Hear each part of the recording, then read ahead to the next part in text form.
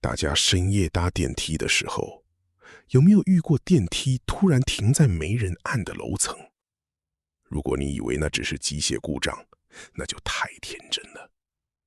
有些楼层电梯会停下来，是因为他们要进来。今天这个故事是一位在台北当夜班保全的网友投稿。听完之后，今晚回家搭电梯，可能就不敢再直视镜子了。投稿的人叫阿强。半年前，他到一栋30年的住商混合大楼当夜班保全，薪水不错，工作也不算忙。唯一奇怪的是，交接时，白班老保全拍着他的肩膀，脸色凝重地说：半夜12点到凌晨4点，不管巡逻还是住户叫，你都不能搭 A 栋2号电梯去14楼。记住，是绝对不行。阿强嘴上答应，心里却只觉得可笑。14楼不就是一般住户吗？上班第4天，凌晨2点半，对讲机突然传出一阵杂音，像女人在哭，又像有人隔着很远的地方呼救。监视器里，A 栋2号电梯停在14楼，门一直开，一直关。阿强以为是电梯故障，忘了警告，搭上另一部电梯直奔14楼。走廊一片漆黑。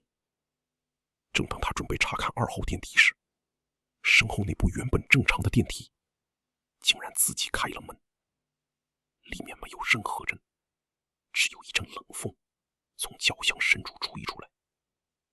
那一刻，阿强第一次觉得这栋大楼里可能还有一些不该存在的住户。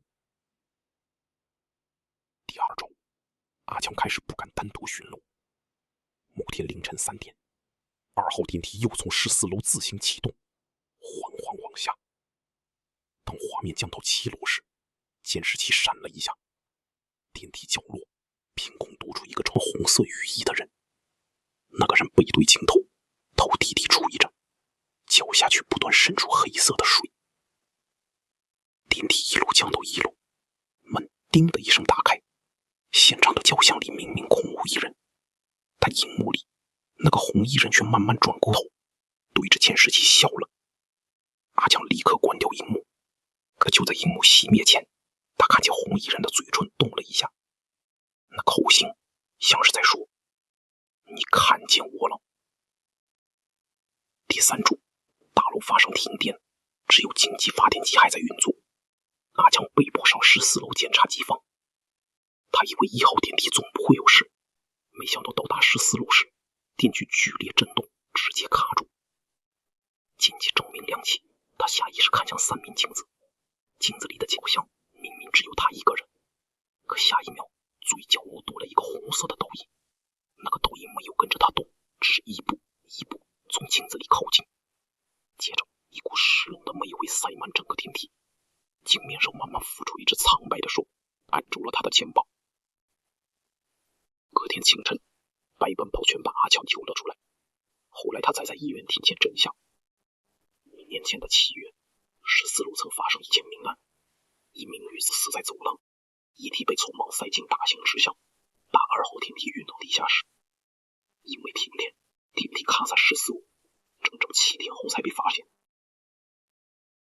从那天起，每到深夜，2号电梯就会自己停在14楼。老伯却说，那不是他在找人，而是在找一个可以留下来替他的人。但这件事最可怕的地方，还不是那个火影人。阿强出狱后，老伯却偷偷把当晚的监视器备份交给他。画面里，停电前的电梯只有阿强一个人，可就在电梯关上的那一刻，镜子里的他已经穿上红色雨衣。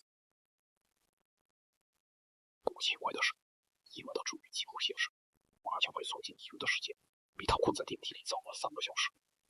那3个小时里，究竟是谁从电梯里走出来的？阿强现在已经离开那栋大楼，也再也不敢2号电梯。但他说，每次凌晨3点进入任何一栋大楼，停住电梯停在14楼，熟悉就会收到一种没有好过的信息。没有永久计划，下一班